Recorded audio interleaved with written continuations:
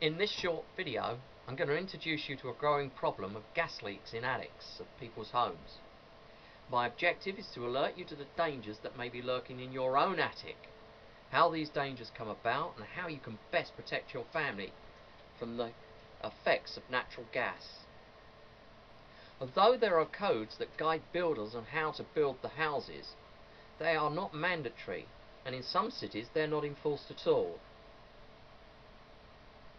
I find many homes where the builders have not been required to tie down the gas lines, and they are left simply laid on the attic or in the attic roof space, free to move. This ability to move allows the gas lines to move up and down and around and come into contact with such objects as nails that protrude from the decking, the joists or the rafters. When they do that, they can be cut and the leak occurs immediately. In addition to this possibility of them being cut by a nail, the actual flexible joints that join the pipes to one part of the system and another, for example the furnace, they can move and they can come loose. As they loosen, gas can escape.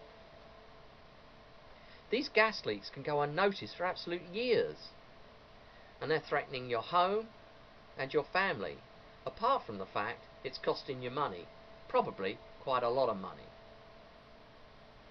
Having alerted you to the problem, here is a simple way that you can check if you have a gas leak. Locate your gas meter. It should be adjacent to your property on the left or right hand side or at the back. And then follow the guidance in the next part of the video.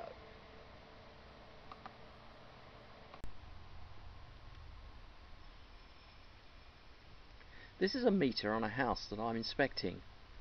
As you look at the meter, you can see there are a number of dials. The dial that we're particularly interested in is the small dial, right down in the corner. If you look carefully, you can see that that dial is moving. That's to be expected, because we've got one of the furnaces running and it's burning gas. But once I turn off those furnaces, there should be no movement in that dial whatsoever. Even a small amount of gas will show up on that dial as a movement. Tiny amounts of gas, which can be leaked, they won't show up so easily, and you may need to make a record of the setting and then come back to it some hours later to see if it's moved. But in this experiment, we're going to show you what happens when we turn down and turn off the gas to the furnace, and that dial will stop moving completely.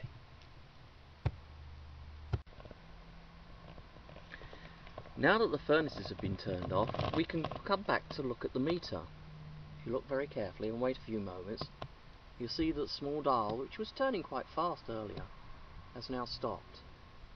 Now if you have a leak, that meter and that dial will continue to turn. This is your first line of defense. If you see that moving and everything's turned off, then you need to call the gas company and tell them that you suspect there's a leak.